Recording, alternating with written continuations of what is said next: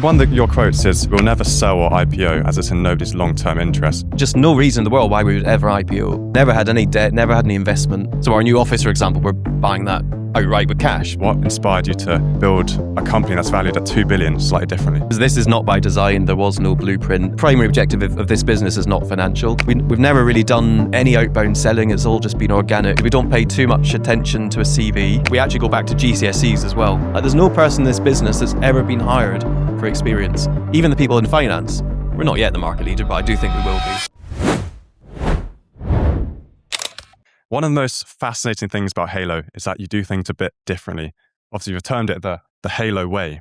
So tell us, why did you decide to do this? What inspired you to build a company that's valued at 2 billion slightly differently? So firstly, I didn't decide to do anything.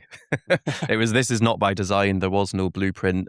People often say, "Oh, can you tell me the secret formula I want to have a software business that's worth billions or whatever. What's the recipe?" And none of this was calculated. None of it was by design. I'm a problem solver. I love problem solving at heart. I was a programmer, well, still am a programmer, but I was programming from when I was at uni to right through to when I started employing people in 2011.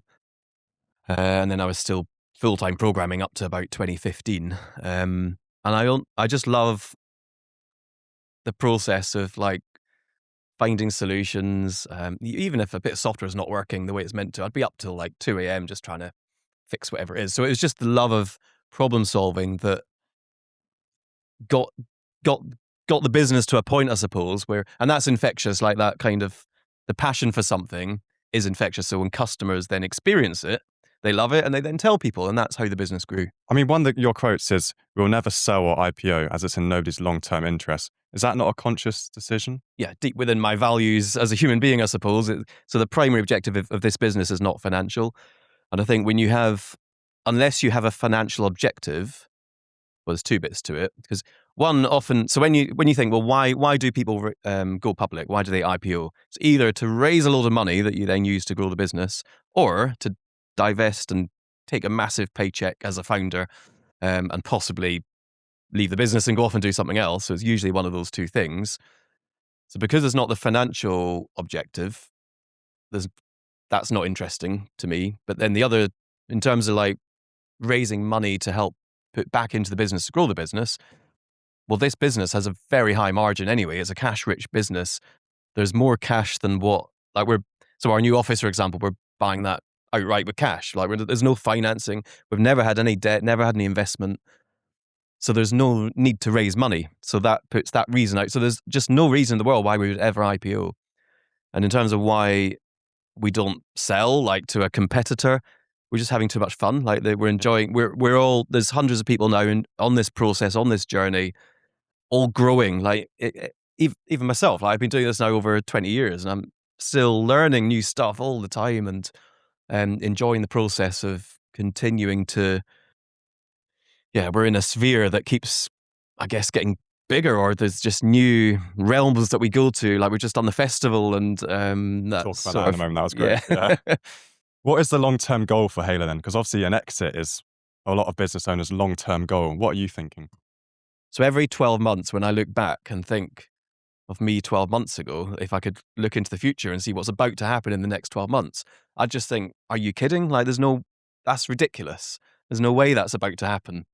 And I think as long as that continues to happen, which I think it will, then it's just about continuing to push in terms of what we do. We have high standards as an organization. So I think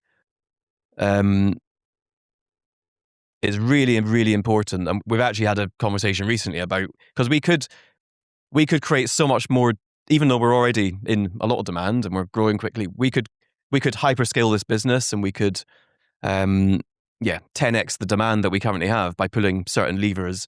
But it would reduce the quality of what we do, which then becomes more of a short-term strategy. So someone was to say to me, well, maximize revenue in the next 12 months.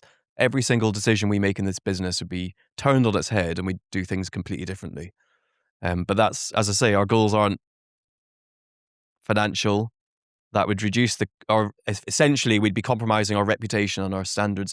And I think the fulfillment that people then get, because part of why this is working is that people get a lot of fulfillment and gratitude from going through this process where they're growing and they're just doing amazing things. Yeah. And that then becomes a infectious thing itself, that there's a flywheel effect going on and it compounds, and it's almost like that's when it becomes magic. Yeah. You said that selling the business is against your human values. Yeah. So what other values have influenced how you approach Halo and what Halo is today that you have? Go back to it again, standards. I think I've always been one of these people that just doesn't accept mediocrity. However you interpret that. I mean, whether it's you could say it's an all or nothing approach. Like, even when I'm not that I was ever that good at football, but when I do play football, I give it everything. Like, it's literally a matter of life and death. Like, even when it's just a social game of six-a-side or something. A bit like Harrison. I can't do things by half, and I think that's kind of a approach. You could call it obsession. It's quite intense, I suppose. It's quite chaotic at times in terms of, but it's great. Like, it's just so much fun. Yeah. We often think of ourselves as one massive sports team, where there is like just this sports team mentality. In our industry, even though we're quite prominent now in Suffolk, in our industry, we're literally like, it's David versus Goliath. We're 1% of the, well, maybe 2% now, of the size of the market leading sort of massive, big American tech companies. And we win more than we lose. And it's so satisfying to know what we're doing with our resources, and there's nothing like it on the planet, which is really, yeah. And again, that just fuels us more. Yeah. Where did that obsession come from? I think you're born with it. I don't think it's something, yeah, if someone's, I don't know, got a business and it's not going too well and they're like, oh, can you help me? And then it's like, oh, you need to be more intense or more obsessive about it. It's like, well, that's not something you can just train yourself to be. Do you not think it's something? Yeah, it's like nurture versus nature. There's definitely some things you can train yourself, but I think that deep intrinsic feeling of just an unrelenting desire to keep doing the thing that you do. I mean, we were talking about it off camera earlier about not getting distracted by doing too many things. Honestly, that's it. If your objective is to be very successful in the realm at which you operate, then absolutely just find something you love doing. Like, I found programming. Just do it for forever. Like, or if you love law and you want to be a lawyer, just do law for forever, and you will become the best lawyer in the world. Yeah. In terms of how you grow a bigger, successful business with loads of people in it, there's a lot more to it than just finding something you love and do it forever. You've got to, so many other things, like you have to learn to relinquish control, trust, foster an environment where people are empowered and have autonomy and all this stuff that, honestly, 99% of businesses, they don't, the reason they fail to grow teams and have the same level of effectiveness and efficiency whether you got 2 people or 200 people, is because they don't trust, they don't relinquish control. How did you find it when you first started hiring people? If you got this obsessive characteristic and you're obsessed with very against sort of mediocrity. Yeah. How did you find it? Because it must have been quite difficult to let someone else do that task. To put it simply, I made a lot of hiring mistakes. Like, in the first 20, 30 hires, there was a phase, the first 10, I think, because I could really focus, probably is to do with how much time you can also spend with these people. The rate, like, we had, honestly, probably a 50-50. 50% of the first 10 hires went on and become absolutely world-class at what they do. And in fact, I think only one has ever left. So they're almost all still here. This is the other thing about business, like, in terms of having a successful business, you have to find a way to reduce staff churn. Staff churn is the most, especially in something complex like software, when it takes, honestly, 2 years for someone to begin to deliver phenomenal levels of return on investment, where you can deploy them again and again to get loads of value back. And in our industry, it's like a 2-year stepping stool. Everyone just works somewhere for 2 years. Oh, I want a promotion. Most companies don't internally promote, so there's external. So you go somewhere else to get your promotion. Okay. You go somewhere else. you're literally a net negative, and the impact on the industry overall, you're not adding any value anywhere because you just keep going through this process where you're, I don't know, learning the new processes, the new culture, the new way of doing things, building new relationships with the new set of customers. And none of that helps anyone other than you could say, well, yeah, your paycheck's going up because you're getting promotions. But what you end up with, and this is what we see, our competitors end up paying people 6-figure salaries that are doing a tenth in terms of the value proposition for the customer. They're delivering like 10% of the value proposition of one of our graduates that maybe has been here, let's say, 4 years. They've got so much continuity, the relationship, the trust, go back to trust, not just between our staff, but between us and our customers as well. There's so much trust there. And what do I mean by trust? It's even just how quickly you respond to an email. If you're very responsive, that builds trust. Yeah. Stuff like that becomes really valuable. And then the customer then trusts you. They see you're really, it's not even about how clever you are. It's just like you care. You care so much that you're just responding to an email quickly. Might even be on a Saturday evening, whenever, because you love what you do. And then they then tell people, and that's how the business grows. And we've never really done any outbound selling. It's all just been organic word of mouth growth. And I think any business that's not growing through organic word of mouth by at least 80%, I'd probably say, you'd probably look at the product or service they're offering and question why people aren't talking about it a bit more. Maybe there's the product levels should you can almost get sell to. itself. 'Cause it's so good. Absolutely. And then the value proposition. So if you think, well, what's then the cost of delivering that end solution to the customer? Well, it's way less because you don't need a sales and marketing engine. Again, going back to our competitors in our industry, they're spending 50-60% of revenue back into a sales and marketing engine that's building this like artificial demand, if you like, where you see billboards and stuff, and it's just like you end up making decisions for the wrong reasons, and then you get churn. So customers come to you for a bit, they then leave because it's not right, and it's all very, very inefficient and ineffective. Whereas what we do, we let them come to us once they probably got a trusted associate that said, you need to go and check out Halo to see the stuff they're doing. And straight away, that level of trust and the fact they're coming to us means they have a real solution. Like, everyone's busy. You're not going to waste time reaching out to a vendor unless you genuinely want to put in a new software platform or whatever it is that you're reaching out to the vendor for. So there's a real kind of need for the solution as well. And then, yeah, when you put it all together, it ends because our staff don't leave, our customers don't leave. I had someone reach out to me a couple of days ago. They said, I've got this, there's this person who works in the recruitment industry, other side of the country, not even from Suffolk at all, but specialised in IT. And they needed, one of their clients wanted someone in the ITSM industry, which is what we're in, IT service management. And they said, don't even waste your time by going to Halo because their staff don't leave. And I thought, how cool is that? Like, recruitment industry now has this awareness not to even bother approaching our staff because they know that they won't leave Halo.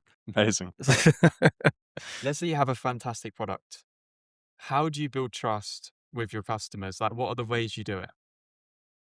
Being honest with them. So if there is an issue with the software, not just telling a lot of nonsense about like so say it's a bug, like not just basically putting your hands up saying, look, it shouldn't be like that. We're going to remedy that as quickly as we possibly can. And they're blown away, by the way, as to how quickly we patch stuff or whatever. But again, it's just about having integrity, being honest, being transparent, being responsive.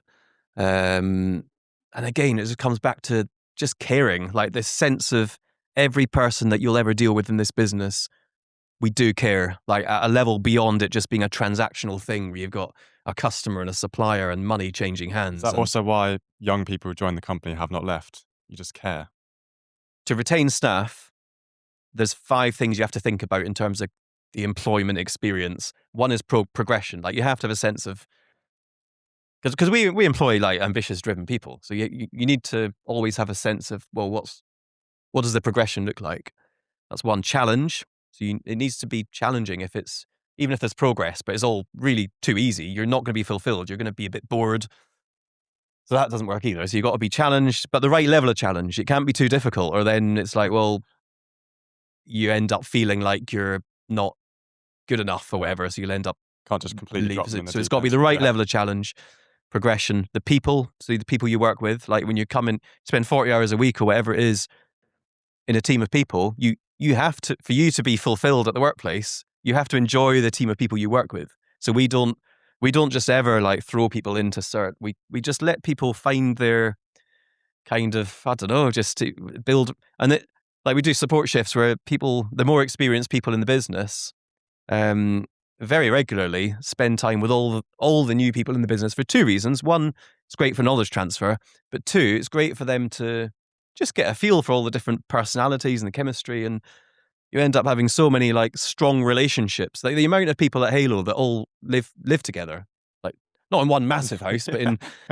in lots of different houses where you'll have like 3 or 4 people just get together and rent a house, which is pretty cool. You don't get that to the same level as what we do here. Autonomy. So you need to, again, this comes back to not just control. And when I say autonomy, I mean true autonomy. I don't just mean, oh, I'm going to leave you to get on with this, but then you're just micromanaging every single bit, saying, oh, you haven't done that, you need to do this. And like, let them make their own mistakes. Like if they've not done something, like when you guys earlier, there was an issue with a sound system. That was a stressful moment. So, but you like whatever it, like that's part of.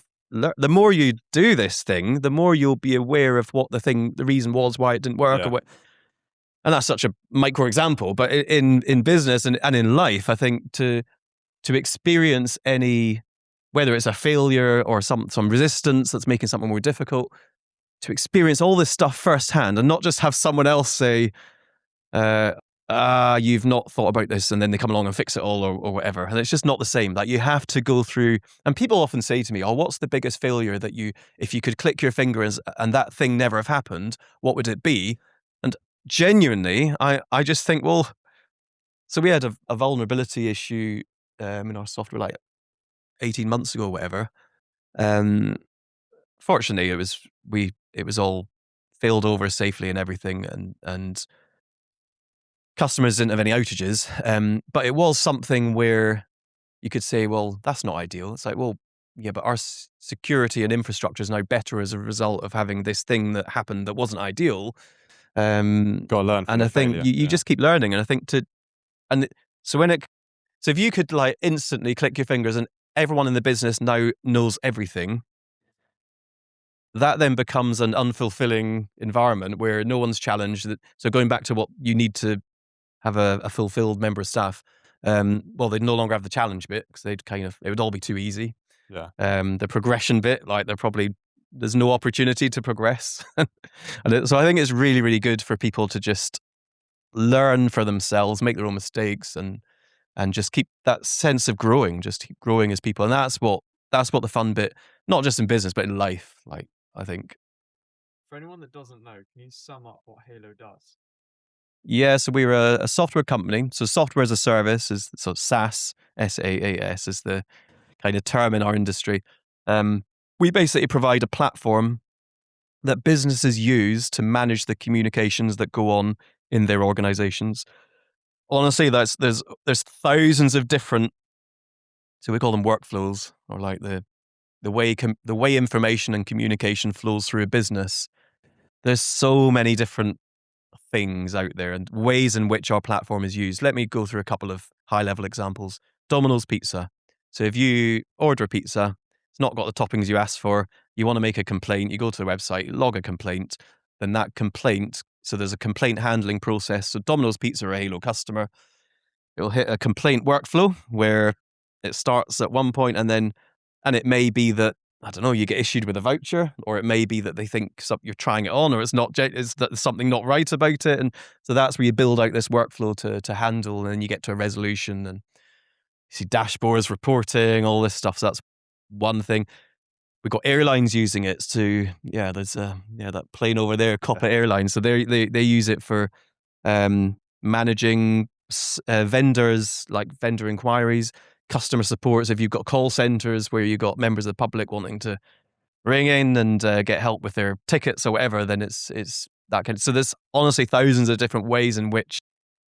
But at the end of the day, so it's a bit like glorified email or glorified WhatsApp. And by the way, all these it's called omni-channel, where you have all these different means of communication, and they can all feed into Halo as well. So yeah, that's kind of what we do.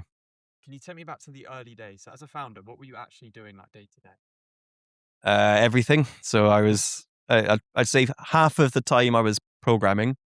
But even, I remember 2008, I was living in Edinburgh at the time. I got an email from this guy, Hussein Ali, in Dubai, Siemens Dubai, Siemens IT Solutions, which got acquired by Atos. But anyway, he loved, I did a demo, helpdesk as it was called back then. He loved it. He didn't have the biggest budget in the world, and back then it was relatively simple what it did, and it didn't cost that much money. But he did want, he didn't really want to set it all up himself, and he said, I kind of want you to come over and install it, do some training. Bear in mind, there was no one employed at that point, so it was, if anyone was going to do it, it kind of had to be myself. So I jumped on a plane. On the plane, I'd still be programming. I'd be one of these annoying people with my laptop out, sat in the middle seat, middle of the plane, literally 6 hours coding, land in Dubai, staying in the cheapest hotels imaginable. I literally would go to, wouldn't have been booking.com back then, but sort by price, which cheapest one, that's where I'm going, no aircon. And it's just a huge hustle. The early days was the best way to describe it as a hustle. But I didn't care. I just loved programming, and I loved going to. I guess I always did have this desire to grow. I've always liked building things and growing things, and again, that sense of progression and challenge. I love a challenge. I thought, oh, that's pretty cool. I've not really done an international trip like that before, but it sounds really exciting. I was probably in my mid-20s at that point, and so yeah, I went to. I think I was only there 48 hours. I remember not even having I didn't even know I needed a visa. I just got a tourist visa. And they were like, "Oh, can I have your," checked in the reception bit, and they were like, "Oh, what's your work visa?" I was like, "What do you mean a work visa?" And they're like, "Okay, well, it's fine. Come up." And yeah, just installed the system, gave them training, flew back, and those guys are still a customer, and it's. But it was great. They were all so hospitable. That Hussein Ali drove me around, saw the sites, and I've done that that period, 2007, 2008, 2009, 2010. I was literally flying all over the world doing similar things like that. Went to Commercial Bank of Rwanda in Kigali, very similar experience. In fact, I went to Greater Noida in India, and as again, these places, I'm only ever there for 48 hours, but flew in, install the system, gave them some training, and then they're like, and Indians, very hospitable people. Yeah. And they're like, all right, you're our special guest. You are not going to believe it, but something really exciting has just happened in Noida. We've just got our first ever Domino's pizza.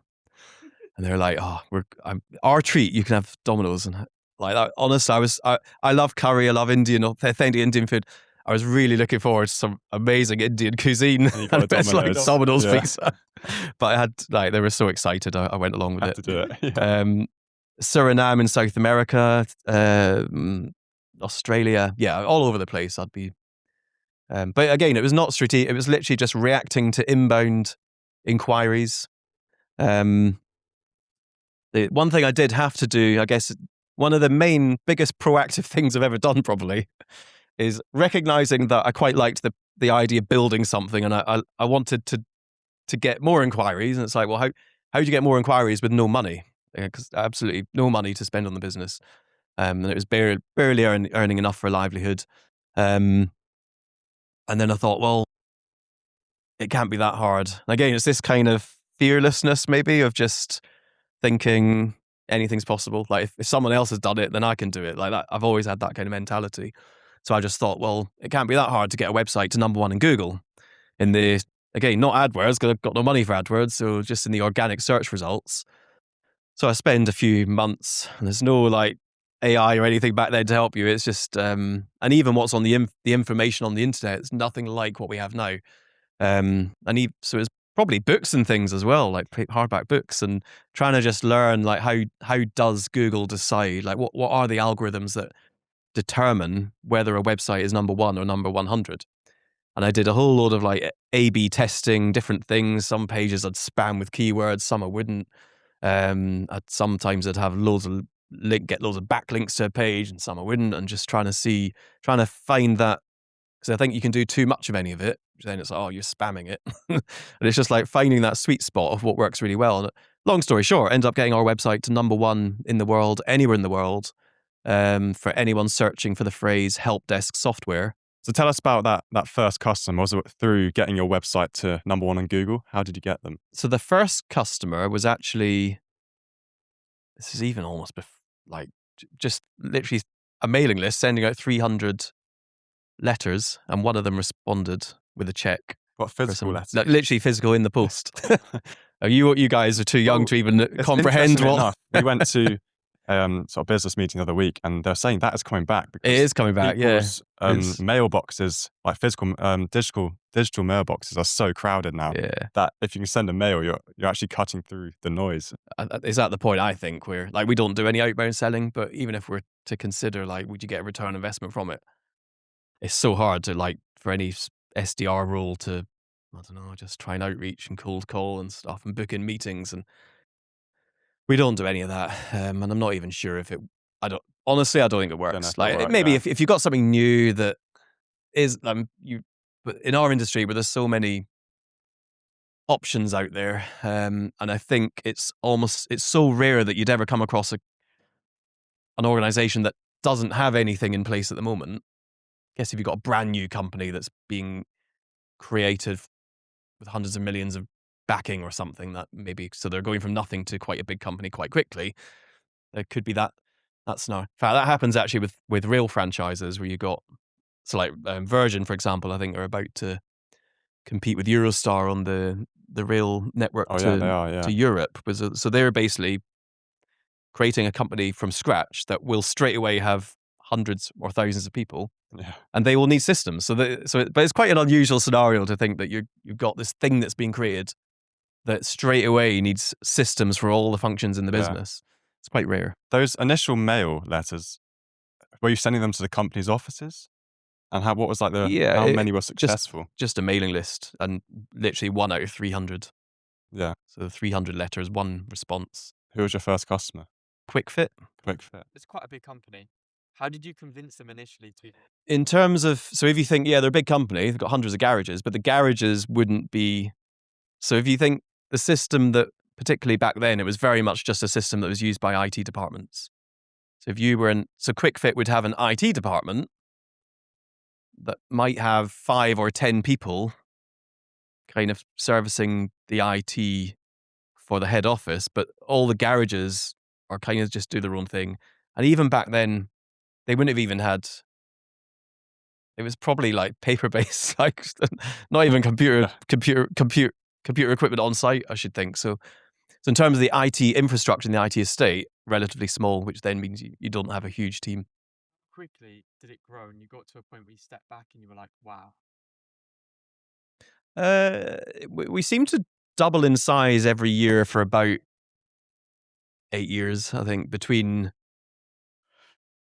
I don't know, probably 2018 and 2024, no, 2016, 2024, something like that. We just kept doubling.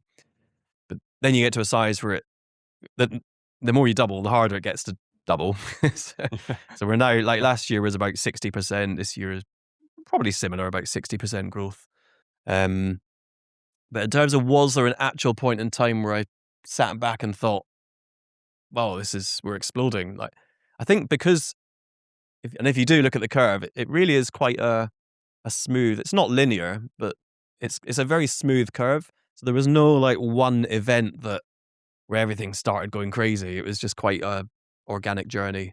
So in answer to your question, I've never really had that moment, and maybe it's a flaw and I should do it more often, but even just sitting back and thinking, this is unbelievable and crazy. But you're so close to it, and you, and by the way, it's not me. It's there's 300 people that are all a part of this thing that's been created. So I think, we do all enjoy, and we're all really proud of what we continue to do. but it is just like in a gradual sense rather than just, I don't know, taking a point in time and cracking open a champagne and all that stuff. You mentioned earlier your belief that it'll work. Was there ever a time that you thought it wasn't going to work in those early days? So I didn't think for a second there'd be any way in the world that we could challenge the market leader and become market leader. We're not yet the market leader, but I do think we will be. About 2023 was when I realized that the technology was good enough. We had product market fit. Technology was comparable with the very best technologies in our industry. I could also see that we were out developing, so the pace at which our platform was improving was far quicker than what else is in the industry. And we're now at a point where it is superior to what else in the industry. So back in 2023, that was when I actually thought there's actually no limit to where we can go with this. Like literally the sky's the limit. And more recently, I'd say, probably in the last year or so, I've begun to realize that the things, so the Halo way, what we have and the way we do business, yes, we're in the software industry, but our business philosophy and the values we have and what we do can actually be applied to any industry. And I think as we move on, I think there'll be all sorts of opportunities that come up where we're taking the Halo spirit, the Halo way to other industries. Some of it will probably be B2C, like music festivals. So that's something that's a bit left field for a software company to do. We want to come on to that in a moment. The vision for that is, we're very ambitious. And I think so we'll begin to do all sorts of other things in other areas. I think the bread and butter, the cash cow, if you like, will always be the software industry because it's so profitable and so ready for disruption. I mean, there's the tactics that go on, you just would not believe it's very disappointing, I think, how, and it's because of the lack of competition, I think, that there has been, that vendors just completely exploit their customers. I don't know if you heard the story recently about VM. So Tesco bought millions of pounds worth of VMware licenses. VMware then gets acquired by Broadcom. Broadcom basically say, it's not worth anything, you're going to have to buy them all again. And just stuff like that. It's just completely extorting your clientele and just ripping them off. And we're the opposite of that. Like, the more we grow, the more we're reducing our prices and giving, because our cost per customer goes down the more customers we have, and we're just maintaining a constant margin, which means that as we grow, we can deliver an even stronger value proposition to our customer. And again, when you think 20 years ahead, that's the way your mindset is. We're not focusing on, let's raise our prices to the absolute max possible point to make as much as we can over the next quarter. Yeah. It's not the way we work. Talking about thinking sort of decades ahead, I want to test something on you. So do you think that a lot of these companies, the headline is they're freezing jobs for young people, yet you are hiring a lot of young people. Do you think that in, say, 10 years' time, a lot of these companies will have a management problem where no one's actually risen through the ranks to become sort of senior managers? Absolutely will. But what they'll do is they'll just keep externally hiring. What will actually happen is that if companies do not change their approach and start investing more in young people, other companies will just come along who have got young people that are started by young people, and they will just completely dominate and disrupt. And you'll see a whole shift from the kind of established vendors with much older staff because they stopped hiring young people. And this is exactly what's going on in our industry right now. Is the energy, the hunger, the curiosity, the passion, the belief, the fun, all these things that are part of the experience with our customers working with Halo versus who they've been used to. Like, the feedback we get unanimously is that they've just never experienced anything like it. They wish they came across us 10 years ago.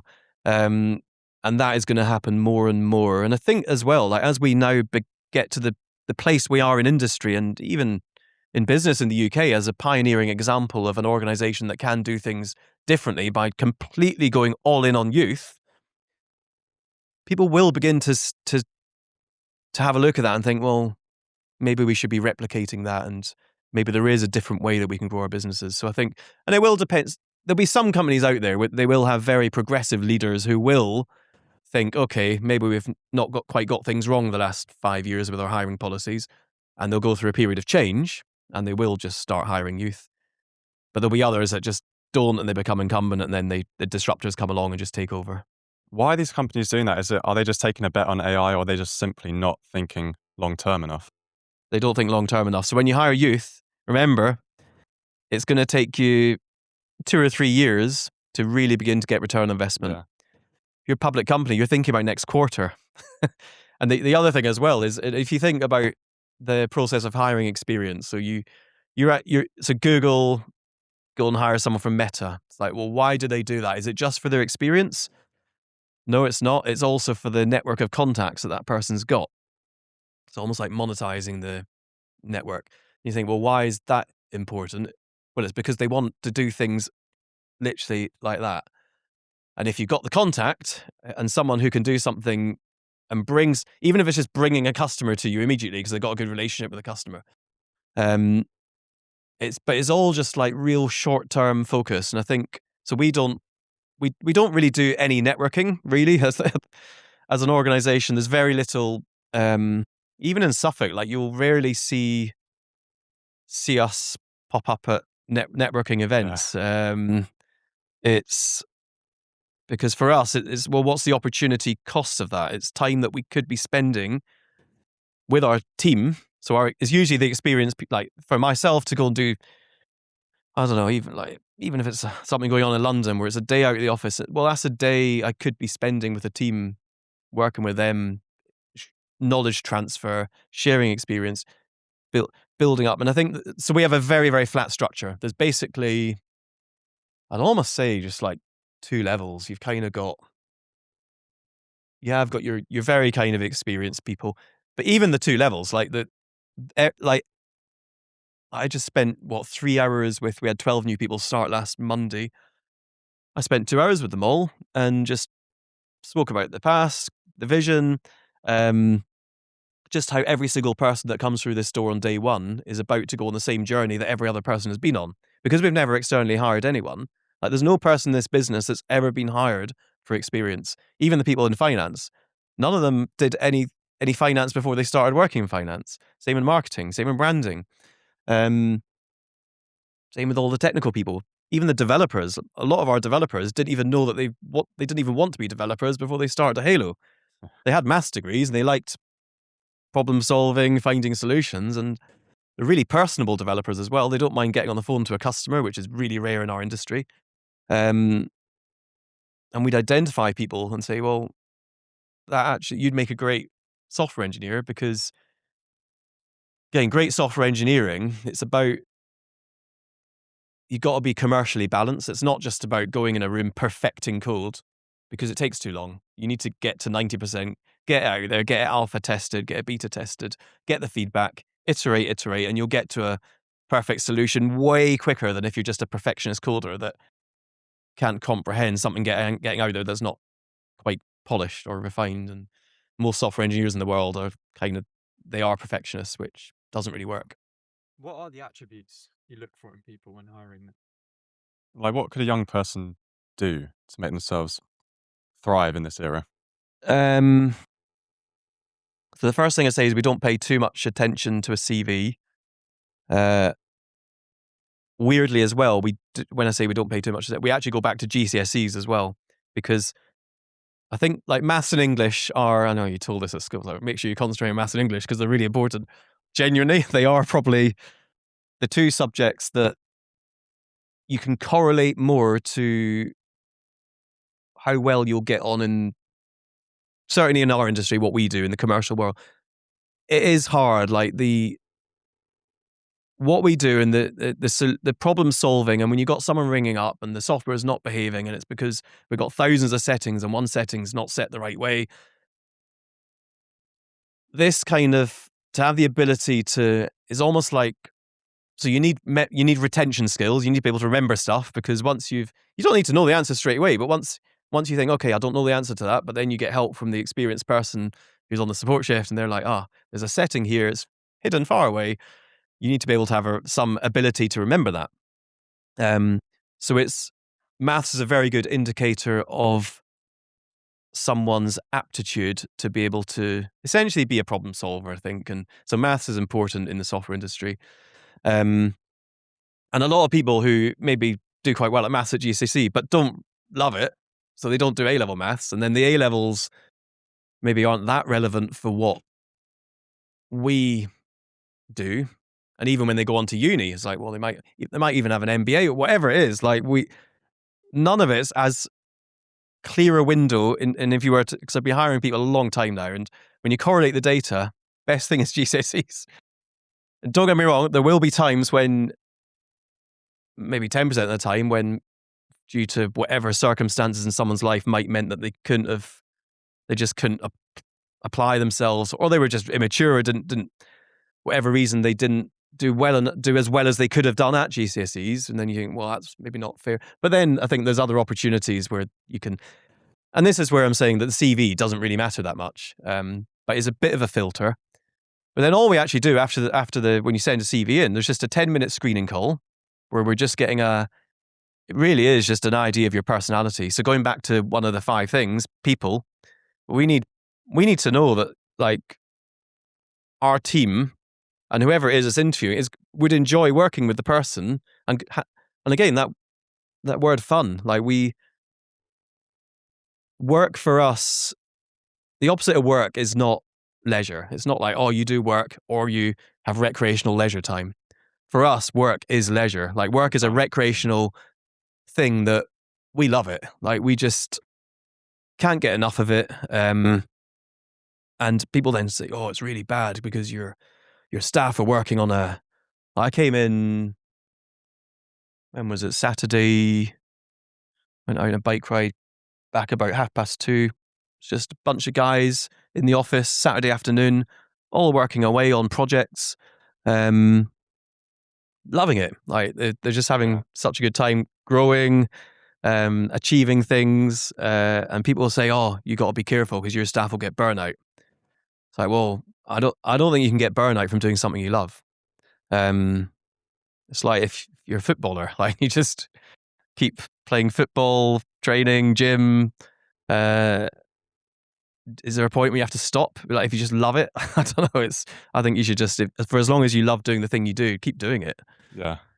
There's one last thing I want to talk about, and that is the music festival. So why did a software company decide to run a music festival?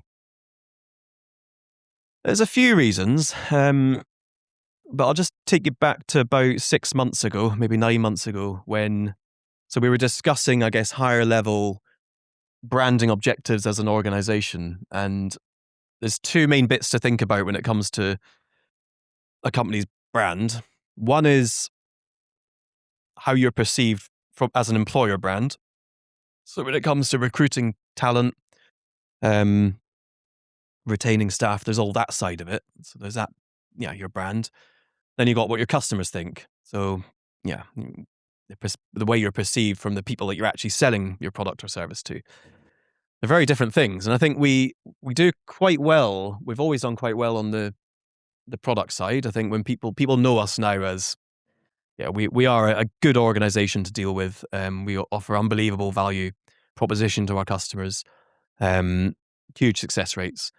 The employer branding side, because bearing in mind that we're planning to recruit 1,000 graduates between now and 2030 in Ipswich, we're beginning to exhaust, and because we have very high standards in terms of who does work at Halo and who we hire, we're beginning to exhaust the local talent. So people are having to come from further afield. Yeah. So what we want to do is to build up our employer brand. Like, we want to get to the point where if you just stop any student at any university across the country and say, well, tell us about an exciting graduate development scheme, or just a great company to work for, we want people to think front and center of Halo. So then you think, okay, well, how do you resonate with a 20-year-old student who hasn't yet even thought much about a career pathway? And even if you think of the biggest B2B software companies in the world, so people like Salesforce, students don't know what Salesforce is. They haven't really thought about it. Why would they? They've had no reason to. And And we want to go so much further than that. We want students to be really excited about Halo from an employer branding point of view. So there's a whole lot of initiatives that we're beginning to do to build on that. And I think one of them, so I basically said to our team, look, this is the challenge. It was one of those things where I was like, as much as I like a challenge, I actually think it might be impossible, like without, I don't know. I just thought it really is one of the hardest things you can possibly do, is to build that connection between young people at that level on the other side of the country, to have that strong a rapport. But the team, to their credit, they're like, okay, leave that with us. Thinking, all right, what's a good way? And then they came back this was on the Friday, we had this chat, came back the Monday morning. It's like, right, I've got a PDF proposal for you. It was all about like this idea for a music festival and how it was going to be a disruptive music festival. It was going to do things differently. It was going to prioritize experience. Even if you saw the feedback we got from not just the public, which was phenomenal, but the artist experience. The artists were saying like, this is like one of the best experiences we've ever had as artists, which is phenomenal. And I think, so that in terms of why we're doing it, the main reason is from an employer branding point of view. But I have also been surprised how much positivity there's been from the industry side. So the customers, and we were giving free tickets to customers. Not many took us up on the offer because they were like, oh, it seems like it's going to be rubbish. Like, it's just a software company, tech company doing a music festival. It's going to be terrible. It was amazing. I can say that for myself. And I think it was way better than what anyone thought it would be, to the point where now next year I think we're going to get absolutely inundated with requests from customers because 100%. they've seen all the positivity surrounding it. Yeah. You built something amazing here at Halo, you and the team. What advice would you give to a new founder that's just starting out? I think going back to what we were talking about earlier, like if you find something you love doing, and if you're just doing it purely to make money but you don't love it, you won't be able to do it consistently. And it'll always be, and as well, like your customers, believe it or not, like they will know, however much you act, however good you are at acting, they will sense and they will feel how much you love doing what you do. And I think that will come across, and that is infectious. It's what, as I was saying, it's what creates word of mouth. It's what begins to build the business, is when you can people love passion. Yeah. And if you can just come across, if a passionate person were to walk into this room right now, I don't care what they're passionate in, like, I just love seeing passion. And I'm not unique there. Like, it's human beings generally like gravitate towards passionate people. Like, people love passion. So I think find something you're passionate about.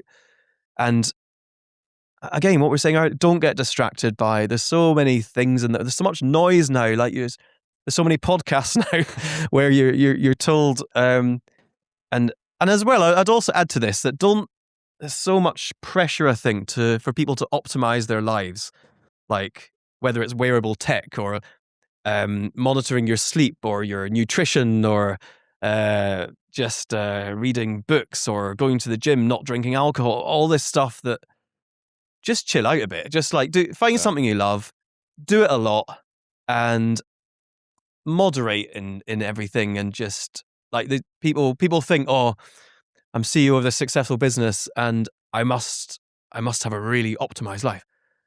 I don't. Like, I honestly, I just do normal things. I love going to the football, drink too much beer. But I've started getting healthier now, but I was like, I don't know, I didn't go to the gym enough, and I don't really know, as I was saying, I don't do that much in the way of networking. I don't have this big fancy network of people that open doors. It's just the way we do business is just by being really good at what we do. And if anything, when people do, because of I am an introvert at heart, and I don't like, it sounds quite weird, but I don't actually like marketing or advertising in the sense of how it does have you keep seeing Coca-Cola, you will buy Coca-Cola. I don't like that. I don't like the fact that is how susceptible human beings are. I'd rather that we did just make more balanced, rational decisions based on the quality of the thing that we're consuming. But I know it's not life. And but anyway, so my point is, so when people do say they can help and they can introduce me to this contact, and I almost like and maybe it's just because I perversely like the challenge of not taking the help. I don't know what it is, but I'm like, well, nah, it's a bit, if they come to me, or you mention it, and if they come to me, we'll do something, but I'm not going to reach out to them. It's like, oh, I know this person and they mentioned that I don't know. It's just, I just genuinely don't like networking. And this is the other thing, just finally,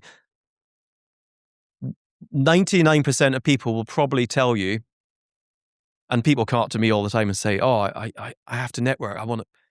I need to network. That's how you grow a successful business. And it goes back to, if you're artificially creating that demand, and it's not people coming to you because there's that trust and they actually have the real problem to solve. And see, if it's just like, and the whole networking thing where they're doing you a favor, they now expect you to do them a favor, and it's just all a bit contrived and weird. So anyway, I see that. If there is one key takeaway you'd want someone to take from this, what would it be? Would it be love what you do? Yeah, love what you do and do it as much as you can. Amazing. And share, one last thing as well, share the journey. Don't do it alone, it'll be boring. Yeah. And if you do manage to be successful, share the success with the people involved in the project as well. Don't just if you keep all the wealth for yourself and just, I don't know, make sure that whoever it is that's delivering phenomenal value in your business, that you're paying them well above market rates. And even over the years, I've given equity to people in the business, and will continue to as well. It's the business is owned by the people in the business. And finally, on that note, don't sell out. The most of the people I've spoken to who have ended up thinking, oh, I should diversify or divest my assets and take cash, sell a minority, it ends up, they lose purpose in life. It doesn't mean as much to them. They just lose the very thing that was so fulfilling. And almost everyone, in fact, unanimously, I've never met anyone that has not said to me that they regretted selling too soon. So almost all the founders I've spoken to, admittedly, I don't know that many, but the ones I have spoken to, they all regret selling their majorities too soon. So don't sell out, because it's short term. It'll make you happy for a week, but then you're back. Your life will be worse than it was. What's step one to building a £1 billion brand? You got to just find something you love doing. Paul, thank you so much for joining us.